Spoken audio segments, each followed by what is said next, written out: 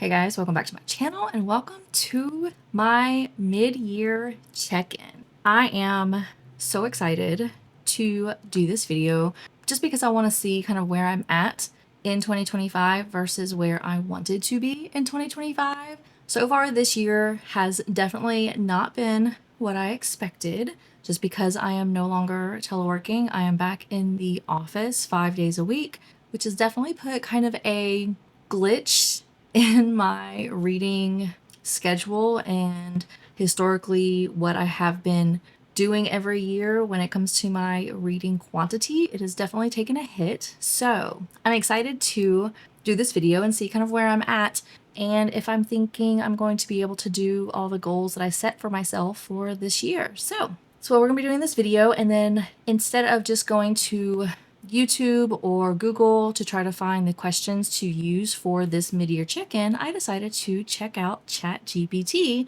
and have them ask me questions for a mid-year reading check-in. So that is where these questions are coming from, and let's just go ahead and jump right into it and get started. ChatGPT gave me 20 questions. I'm not going to be answering all 20 just because I don't really think some of these are going to be really applicable to me, but I have not looked at any of the questions. I have just typed it in. I saw that there was 20 questions and we're just going to be going through them together. The first question is, how many books have you read so far this year? Now it is June the 8th currently, so it's the very beginning of June. And looking at my story graph, which is what I use to track all of my reading, as of June the 8th, I have read 48 books, which is less than I thought. My original goal was to do 10 books a month, which if it is beginning in June, I should be at least 50, if not more. Actually, I should be I should be at 60 books. If at the very beginning of June, I should have been able to read 10 books a month, which would have been a full, 59 books going into June. So a little short on my book count, but that's okay. And that actually blends into book question number 2, which is, are you on track to meet your yearly reading goal? And I am currently not. So like I said, I should be at the 60 book mark right now, and I am only at 48. So don't think I'm going to be able to hit my 120 books for this year, but one book is better than no books. So it's all good, regardless if I hit my count. Question number 3, which genre have you read the most and what have you read the least? So of the 48 books, Storygraph shows that my most read genre is romance. I could have told you that because I have definitely, my favorite genre is dark romance currently. I just feel like those are much faster and I can read them and get really ingrained and engulfed in the story so much faster when it's a dark romance. And then after dark romance, then it's just regular romance. And that's kind of my 2 genres that I absolutely adore.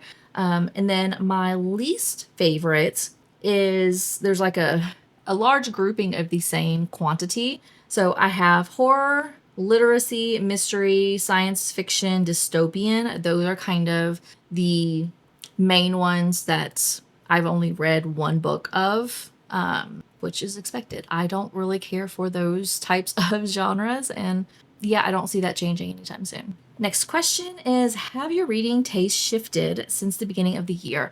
And in this, I would say no. If this question was last year, if I would have done this at the end of the year of 2024, I would have said yes.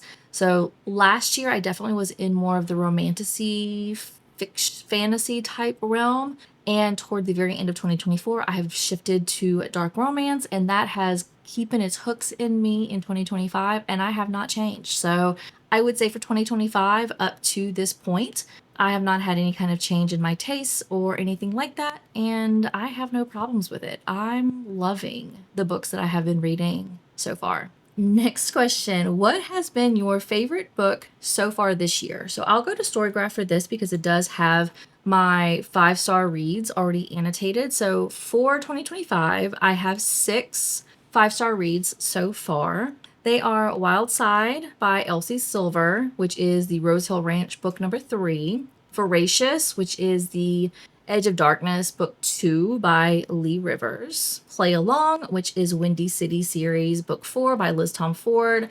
Iron Flame, which was a reread. I'm not really going to count that because that technically was a book that I read last year. But I did do a reread this year. Fourth Wing, again, same thing. It was a reread. I'm not really going to count that. And then we have Restitution, which is the Edge of Darkness, Book 3 for Lee Rivers. So of the ones that I brand new read this year, that was not a reread, I would 100% say it's going to be Play Along, which is the Windy City series, Book 4. That is with Isaiah and Kennedy, and I adored that book. I absolutely loved that book. That was my favorite book of the Windy City series. Completely, that was my favorite book. I did read Rewind It Back. Was not a 5-star. It was really, really good, but nothing can top Play Along. I loved that book. It was fantastic. Which book disappointed you the most? And we'll switch to Goodreads, and instead of going to the 5-star, I will go to my lowest rating, which I only have one at 2.5. I don't remember what this book was, which was Wretched. I expected that one to not be that great, so I'm not going to say that's my least disappointing book.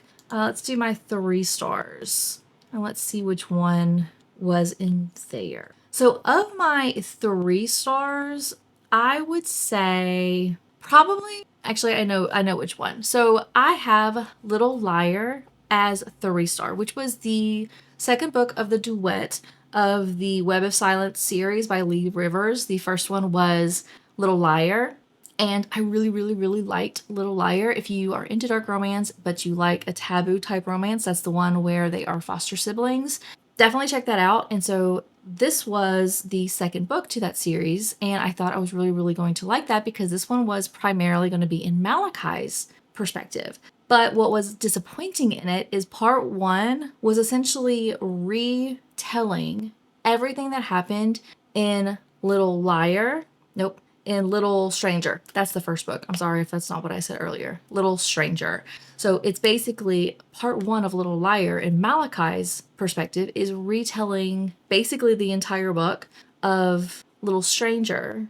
And I did not like that. I didn't want half of the book just to be retelling everything that just happened and everything that I knew, but in his perspective. It was interesting seeing what happened in his perspective, but I got very bored because I knew it was going to happen, and I was waiting for the current to pick up so I can see the new stuff that was happening in Malachi's perspective. So that was very disappointing because I really did enjoy the first book, and I was hoping the second book would be just as good, and it just wasn't. I didn't care for the retelling of the same thing I've already just read. All right, let's skip to habits and challenges. That's ChatGPT broke up some of these questions in different categories. So habits and challenges. We have when and where have you been reading the most? I pretty much just read at home because I can't read anywhere else. So that's not really very helpful. What has helped or hurt your reading consistency? Not really anything that's helped, but what has definitely hurt my reading consistency is me being back at work full time. I had 5 years of telework, and so I was able to easily kind of take a lot of breaks throughout my day. So like you're entitled to like 15-minute breaks and getting up and moving around, and you're not forced to sit at your desk for 8 to 10 hours straight. And I feel like when I was teleworking, it was much easier to just say I'm on a 15-minute break and take a step back versus being in the office. It's really hard to take a step back because you have people who are stopping by your desk. You hear commotions, and like you hear conversations that you are in the middle of or you're going to be in the middle of. And it's very hard just to physically pick up and go someplace that you're not going to be pulled into a conversation. For instance, we have a break room at my office. So if I get up from my desk, go to my break room for 15 minutes to like take my book and read for a little bit, I can pretty much guarantee there is someone in the office that is in that break room that as soon as I walk in will start talking to me, whether it's about work or not.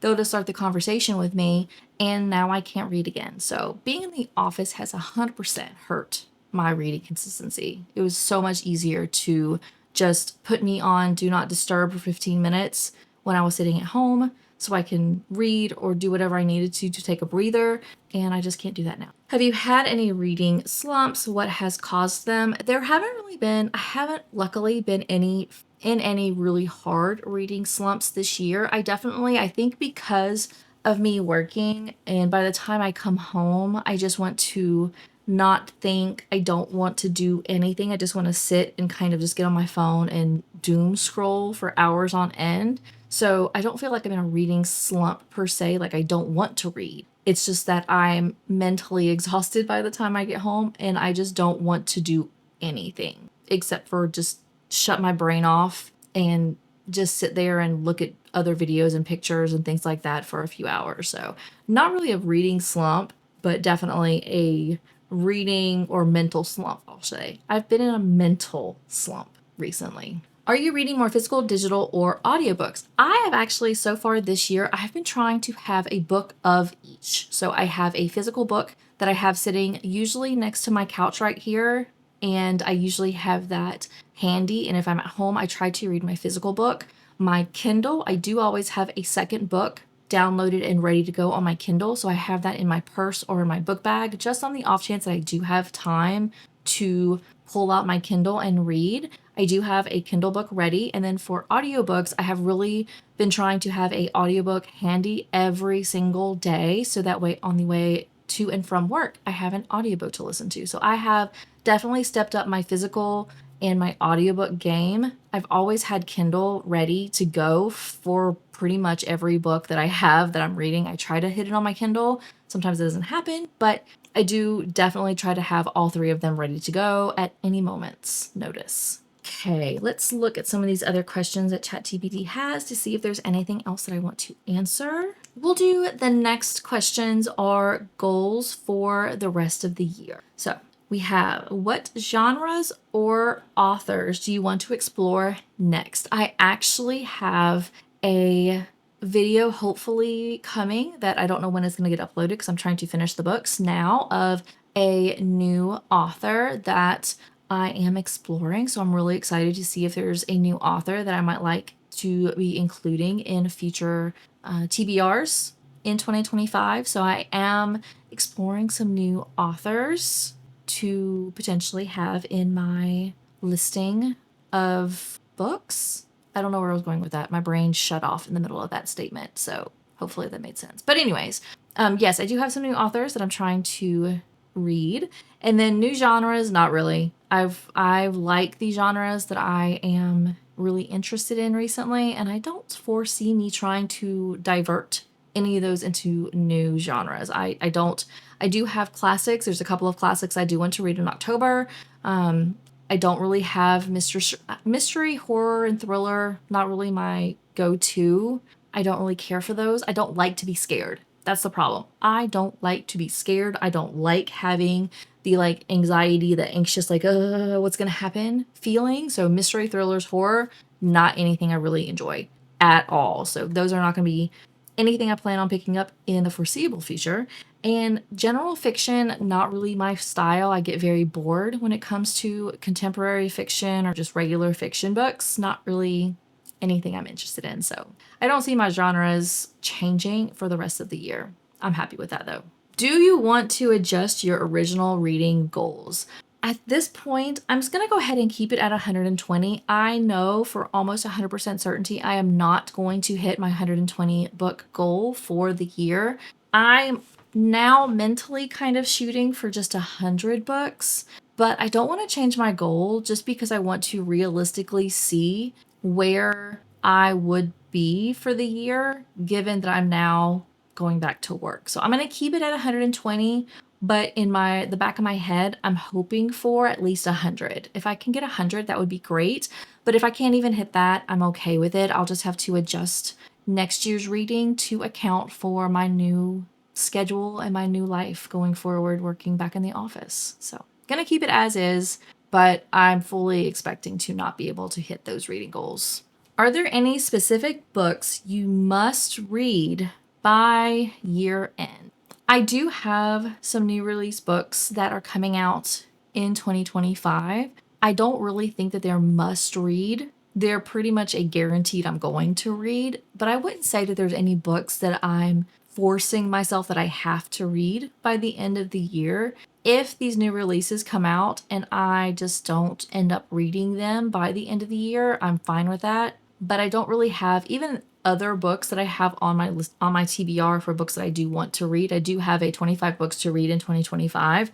I would love to say that I read all of those books, but I don't know if that's going to be possible. And there's not any on that list that I am saying I must read for this year. So I would like to read. I don't really have any must reads though. What's one habit or system you want to improve, such as TBR tracking or reading speed? I don't really have. Honestly, I feel like this is going to be a really good transition year for me going back to work. And I'm not really, for this year, I kind of want to just have a go with the flow, get the status quo down, like what my baseline is for my reading now that I'm back in the office. And then next year in 2026, I want to really focus on what I was able to get done this year, given me being back at the office, and then figuring out if there's anything that I can do to help myself read more, or if there's anything I can do to make my reading experience more enjoyable, I guess. So I think that I don't plan on making any habit changes or changes to my reading style other than just trying to read what I can. And then next year is going to be now that I have the baseline, what can I do to potentially do more in my reading? So I'm not really doing anything right now though. And then the last question is, how can you make reading more fun and sustainable in the second half of the year? I've had a mindset recently of, I do have on my Google Sheets my entire physical bookshelf. I have every single book on a spreadsheet, and then I have a column of have I read it, have I not read it. And in 2025, I wanted to try to hit a goal of reading at least 75% of my physical bookshelf. So I would have 25% unread. That was kind of what my goal was for 2025. And I have kind of come to the conclusion. The last couple of months, I have tried to keep my physical TBR at the forefront for the books that I want to read. But I think for me to keep me excited about reading, I'm going to make it much more not forced that the physical TBR is going to be the number one source of all of my books. It is definitely something I should be looking toward, because I don't want to spend a bunch of money on physical books and just have them sit there and collect dust. That is not something that I want to do, but I'm definitely recognizing the need that I should be reading books that I'm enjoying, whether that is books that are on Kindle Unlimited, physical copy, library copy, audiobook copy, whatever the case may be, finding things that I enjoy reading and not making a specific genre or specific style book in the forefront. I hope that makes sense. So I just want to continue reading what I enjoy and not forcing myself to read anything. I was at the beginning of the year and into last year, if I had listed 10 books as my physical TBR for that month, like that was what the books that I wanted to read. Those were the only books that I tried to read that month. And I think I have started diverting that to where if I read those books, then that's great. But I'm not forcing myself to make those the only books that I read during the month. And I think that's definitely made my reading experiences much more fun, because I'm reading the books that I want to read. And if my mood changes from the time that I made my physical TBR, my TBR for the month, if my mood changes, then I'll read whatever my mood has, and not forcing myself to read only those books, because I feel like that's when you get burnt out. But those are all the questions that ChatGPT asked me for my mid-year check-in. Leave me a comment down below and let me know, are you expected to meet your 2025 reading goal? If you are, congratulations. I'm so excited for you. If you're not, let me know, why do you think you are not expecting to meet that goal? Did you have life change like I did? Do you just have some things that just unexpectedly came up?